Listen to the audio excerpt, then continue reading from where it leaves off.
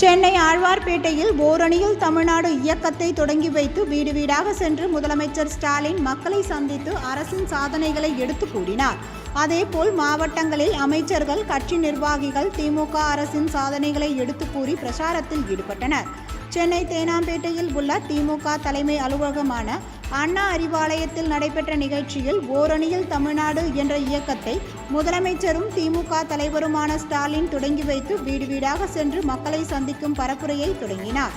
அதன்படி சென்னை ஆழ்வார்பேட்டையில் தனது வீடு அருகே உள்ள குடும்பத்தினரை நேரில் சென்று சந்தித்த முதலமைச்சர் ஸ்டாலின் அரசின் செயல்பாடு, மத்திய அரசின் செயல்பாடு குறித்து கேள்விகள் கேட்டு பரப்புரை தொடங்கினார். 5 கேள்விகள் அடங்கிய பிரசுரங்களை பொதுமக்களுக்கு வழங்கினார். இது தொடர்பாக சமூக வலைதளத்தில் முதலமைச்சர் வெளியிட்டுள்ள பதிவில், தமிழகத்தின் மண், மொழி, மானம் காக்க ஜாதி, மதம், அரசியல் கடந்து ஓரணியில் தமிழ்நாடு வெல்லட்டும் என்று கூறியுள்ளார்.